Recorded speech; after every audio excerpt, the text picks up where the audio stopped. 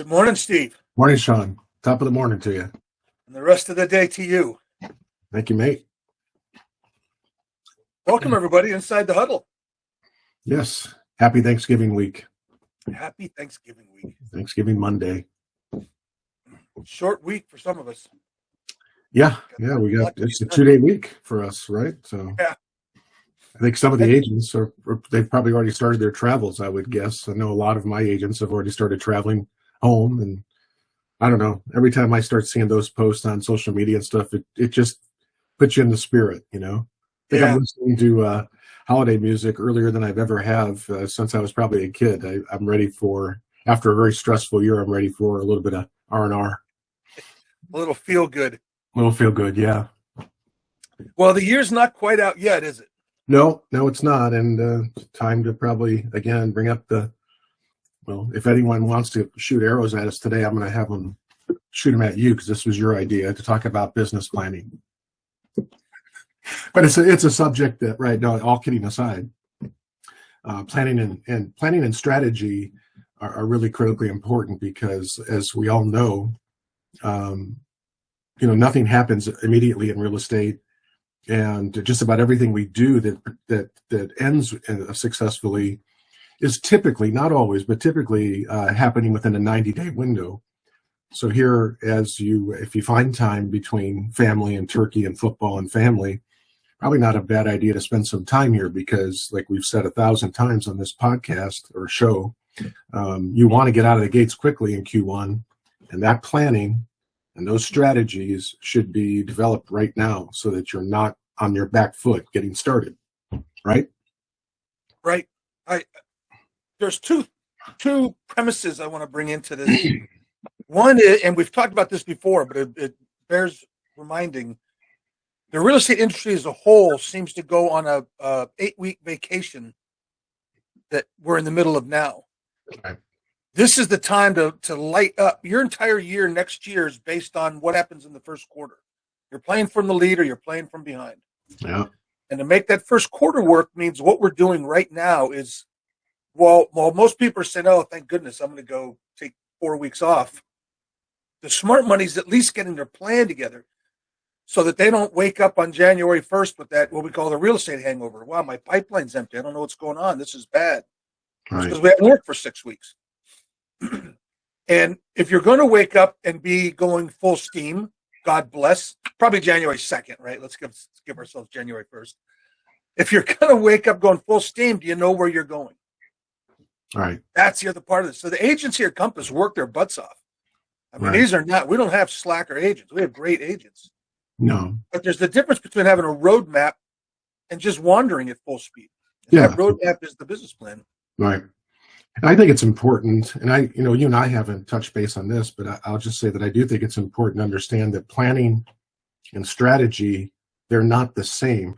I see a lot of, like, in corporate business, their strategic planning. There's really no such thing. I mean, I understand what they're trying to say there, but to me, they're so discriminately different because to me, planning is nothing more than a set of activities that you are scheduled to do to make your business happy and make you happy, right? That planning is actually quite easy. It's kind of like goal setting to me. Set a goal, okay, I want to do this. Well, Right. That's the easiest part of.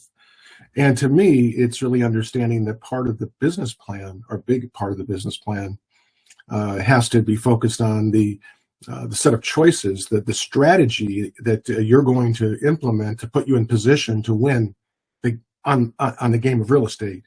And maybe we could talk about that. But to me, so in a nutshell, to me, planning is a set of activities that you plan to do, where strategy is a coherent, doable action item that you're going to be held accountable to. Does that? I agree completely. Yeah, matter of fact, that's how we normally do it, right? We start with a goal. Okay, now we know where we want to be. Well, what's your strategy? How specifically are we going to do it? Are we going to use a plane, train, automobile? Yeah. What's the strategy for it?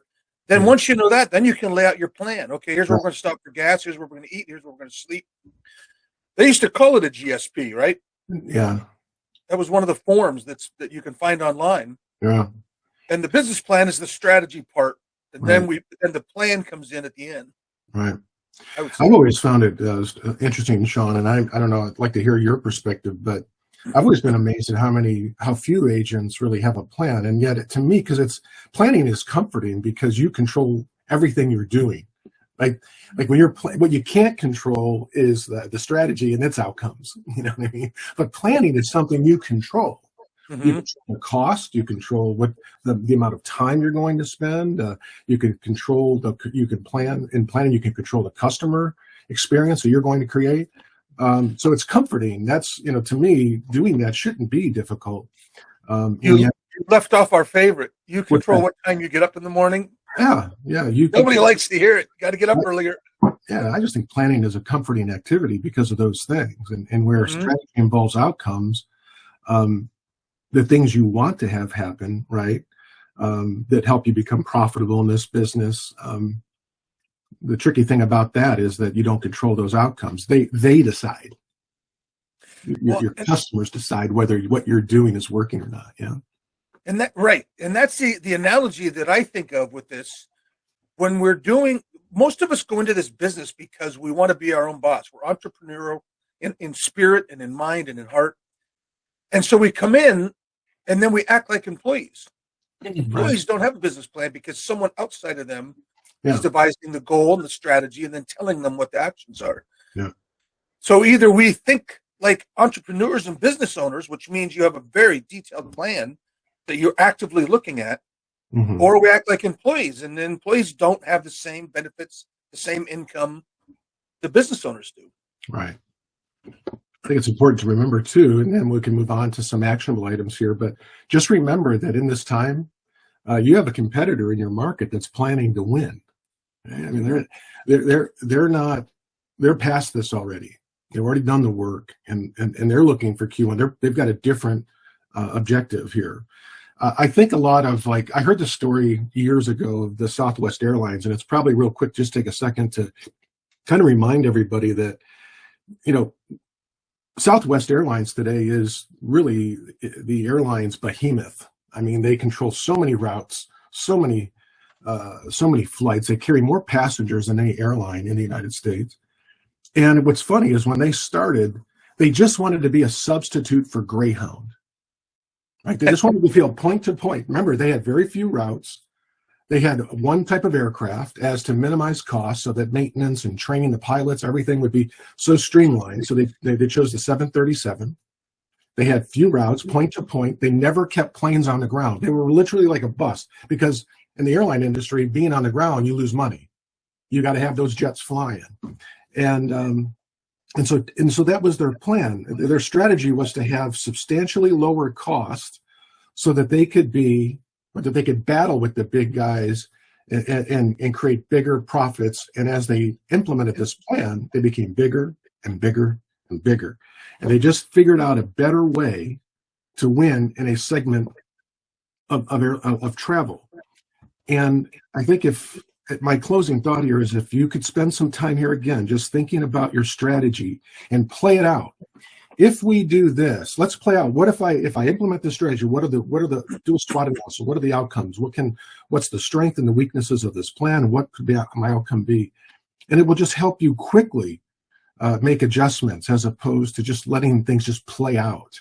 Again, think of Southwest. They had a plan to target a certain segment, and they became what they are today with no intention, right? That wasn't the plan to be the biggest and largest airline in the United States. That wasn't the plan. It was to attack a segment and do it so well such that their growth became inevitable. Success is inevitable. The riches are in the niches. The riches are in the niches, yeah. So you said some actionable items. I was going to suggest that a good business plan has 3 components. Yeah. The first one, and add to this if you think I'm missing something. Yeah. The first one is, what is the goal expressed in numbers? Yeah. The goal is not to be rich. The goal is to put $100,000 away this year. Specific numbers. Yeah. Then you have to have your strategy. What are my sources of business? What am I going after? Sphere? Yes, everybody should nod yes on that one. But after that, is it a farm? Is it FSBOs? Is it internet leads? There's no right or wrong here. But what is my specific source, and how am I going to market to that source? Right. And then the third part is the actual activities in a calendar. Or priorities. I like to look at them, right? Yeah. Priorities. Yeah. Right. If you have those three components, I know what I want, I know how I'm going to do it, and then I put specific priorities on paper. And every Monday at 9:00, I do this. Every Tuesday. It's almost a guarantee that we hit our goals. Yeah. And I think it should be, when you spend your time planning, you should be able, as an entrepreneur in this business, to narrow it down to one goal, which is, in our business, correct? You don't have to agree with me, but I think it's the number of transactions. That should always be the one goal, is because I want this, and because I want that, and because I need this, and because that adds up to this number. How many deals do I need to do to make my plan work? One goal, 45 deals. One goal, 15 deals, whatever that is. If you just get so small, you're thinking big, but you're executing small. It's amazing how that works, right? So it's just that one goal. I have all these other things that are supporting that goal, but it's 45 deals, right? Does that make sense? I'm with you 100%, because we don't control price point. No, we don't control commission percentages, but I can pretty well control how many transactions I do, because I have a plan that dictates what I'm going to do. That's right. Then you let everything else fall wherever it falls. Right. Right. And then when you're doing this, here's the tricky part. And you get with your manager, you can call Steve or myself.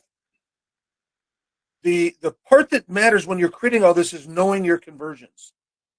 Right? We can have a number goal, and we can know how we want to do it, but then we got to translate it into priorities, into actions that happen every day. Well, how many actions need to happen in order to get an appointment? Mm-hmm. The conversions have been measured to death in this business, and we know them inside and out. So if you're not sure, then get with us.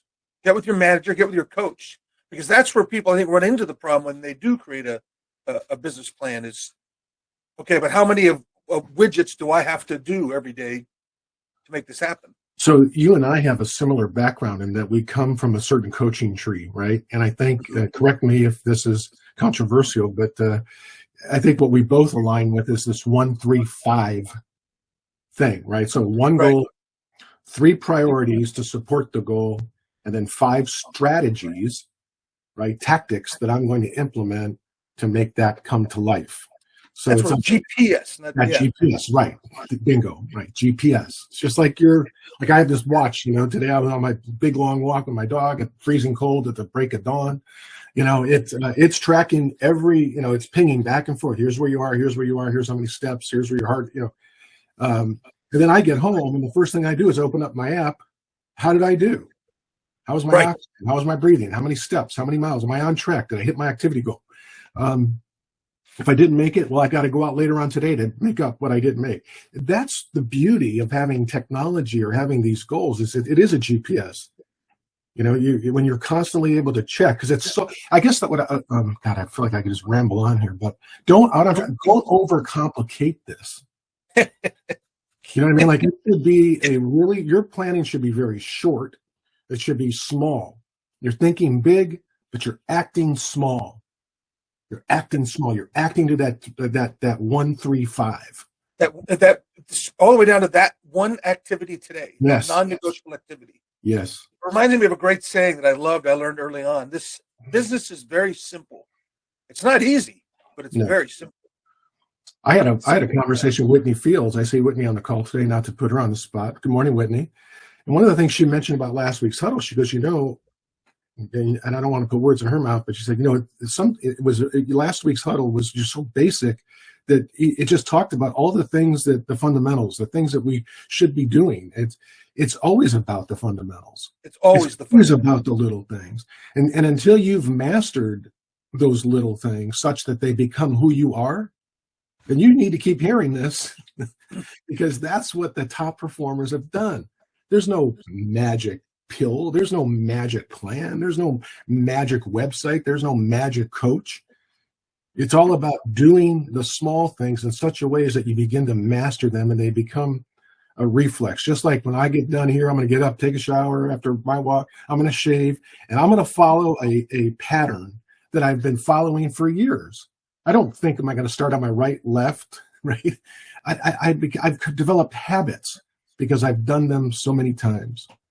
And that's the beauty of having a great plan with good feedback quickly, quick feedback, I should say, to adjust. I would add to that also that there's no natural salesperson, just like there's no natural athlete. People get stuck on this. Well, people have different levels of skills, right? Yeah. You have certain capabilities, but anyone who's achieved a true level of success in any walk of life did it by focusing on the small fundamental things and getting them right, just like Steve said.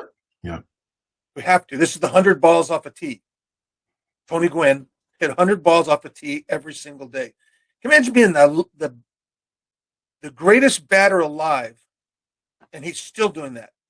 Yeah. He's still hitting a ball off a tee 100 times a day. Right. That's what we do in this business. So we talked about the goal. So if we agree, then maybe we could leave everyone with a couple more items here, right? So if we think that you want to reduce your life to be so small, think big, be small, is that we agree that the one goal that you should be really clear about is the number of deals needed, right? And Jill will answer that right after I'm done here. The number of goals needed. What would be the next thing that you would say? And then we'll get to Jill's question, because I think she's raised her hand. But what would be the other thing? Like, what would be like 3 priorities that one should focus on, do you think? Well, the order, when I do this, how many transactions do we need? Exactly. That ends up being the goal. Then it's, okay, what's my closing percent? How many listing appointments do I go on to get an actual listing? What percentage of my listings close? Same thing for the buy side, because now I know how many appointments I need. Mm-hmm. And then once I know how many appointments, different people, the final step do different ways. It's how many people do I have to talk to, or how many contacts do I have to make? For me and the people I coach, it's always conversations. I think contacts is kind of a poor goal as a measurement. Right. But once you have that, now you know what you got to do today. I have to have 2 real estate based need assessment conversations a day. Once you say that, you're like, well, I can do that. That's simple, because it is simple. Yeah. And if someone doesn't have those, right, let's just say that you've got a database of 500, and I'm just going to take it to and I've talked to all 500. Well, then another strategy, how do I increase that, right? So what's a strategy if that's not enough? Because it probably won't be. It's never really enough. There's no single database unless you are operating at over 1 million GCI that comes from your database. You don't have a big enough database. So a strategy would be, what can I do in terms of my activities, and maybe on social media, my farm, my prospecting activities, to put more people every day to make those conversations, to manufacture those conversations if they're not going to be readily available to me, right? Like, because I have exhausted what you just said is the first step, recognizing that everyone you don't know is a potential client down the road. The fact that they're not doing anything now is fine, but if I can put them into my database and then stay in touch with them with relevant information, they will add to my business down the road. So either I'm getting an appointment or I'm getting your email. That's always my goal when I'm talking to someone I don't know. I want an appointment, or I'd like to be able to stay in touch so that I'm here when you do need me. You know what we have, by the way, that's great? When I talk to some of the people I talk to around the nation, they never had King Stallman. King Stallman was the best with his jingle. It's better to know me and not need me than need me and not know me. That's how we should feel with every single person we meet. You may not be doing anything now, but it'd be really good for you to know me, because when the time comes, I can take care of you. You know how many calls I get? Probably more than, aside from the transactional assistance, if I could identify one thing, and this is really an opportunity, think about this now, that I get agents calling me about, hey, do you know, my clients need a good attorney. They need a good landlord attorney. They need this attorney. Who would you recommend? And I'll be honest, the one person that I knew well enough with confidence to recommend is recently retired. His name was Greg Day. He was based in Cardiff. Excellent real estate attorney. He's called it a day. Mm-hmm. And I think of how well, never, and I mean never, have I got a phone call from a law firm saying, we'd like to introduce ourselves to be a resource to you and your agents Now, not once in 34 years of real estate has anyone prospected me. And if they had, right, knowing that that is something, and I could establish a relationship, they would be golden. I mean, they'd be front mind aware. Think about that, right? Have you ever got a phone call from an attorney saying we want to be your firm? Anyway, Jill had a question. I didn't mean to blow past that. Jill, do you want to come on screen, or you raised your hand a moment ago? And actually, that was a bad case of fat fingeritis, which was why it came right down. But thank you, Steve. I appreciate that. You bet, Jill. You bet. So here's where I would take this right now is your business plan needs to come down to a simple daily activity. It may not be the same activity every day, but it's an activity measured in talking to people. That's the end goal, because no matter how fancy we get with technology and social media, and there's a lot of things we can do to keep us busy. But busyness and business are two different things. This is a business of talking to people. So that's, in my opinion, that's where all your planning and strategy and business plans should come down to. How many actual face-to-face, voice-to-voice conversations do I need to have? Yeah. And a strategy, by the way, could be learning how to get better at talking to people, using words that work, how to handle conflict resolution, developing your skill set in such a way as to be so good with process and problem solving that when people meet you, they go, man, she is like, she's a genius. I mean, or he really has a way with words, you know. I mean, when people recognize you in this way, that you're somebody that has developed the skills through the school of hard knocks in most cases, and you're battle tested, that's a strong magnet that you can't train that.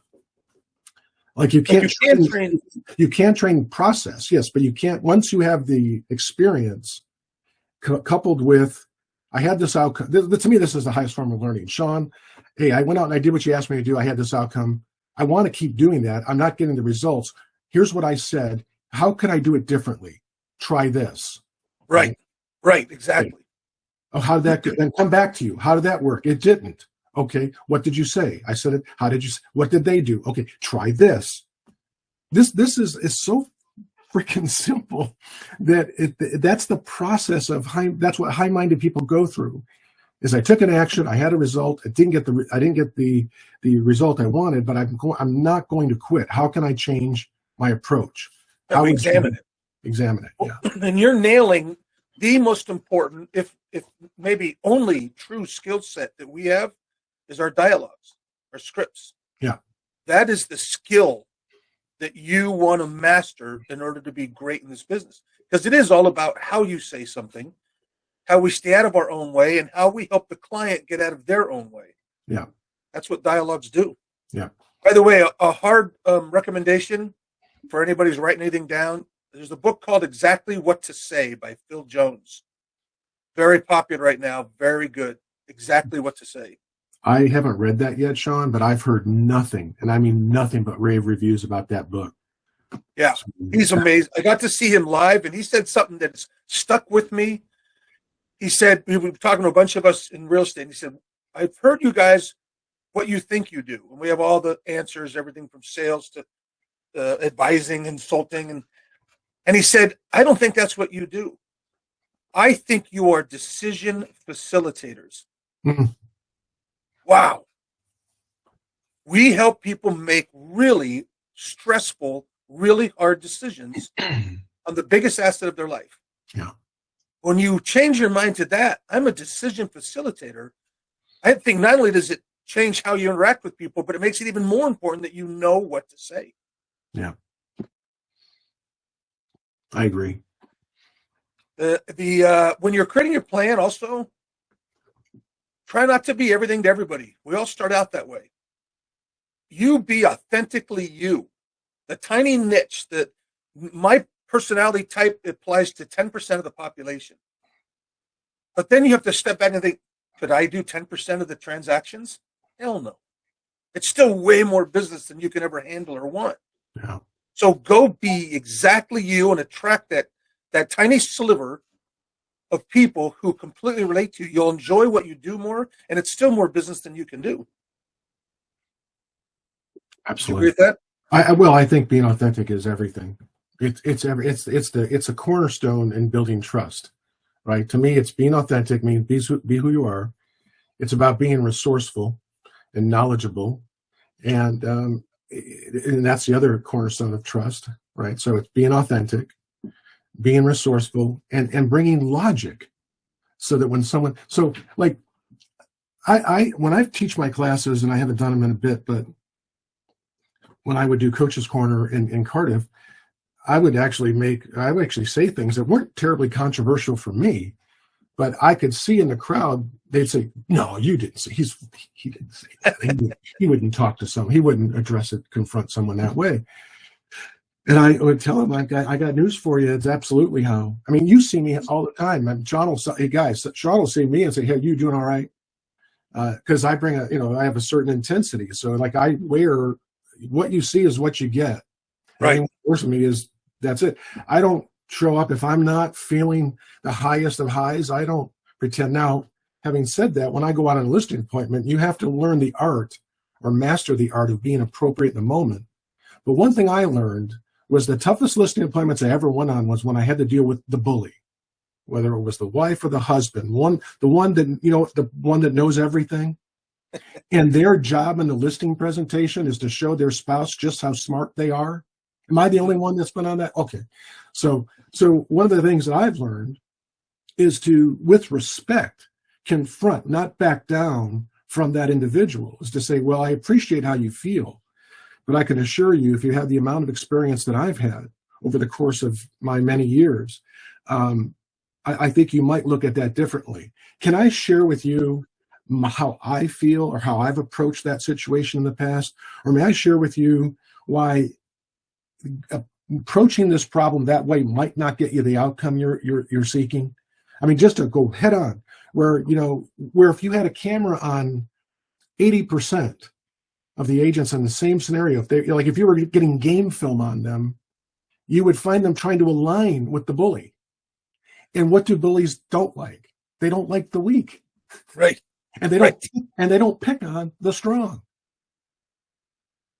So when you are able to push back and show that you've got a different way with respect, I might add, right? Because you got to give that person a graceful way out. May I share with you how, if we followed that approach, we wouldn't get the outcome that you so desperately want or you're seeking? Would you be willing to, can I share you my thoughts on that? Share with you my thoughts on that?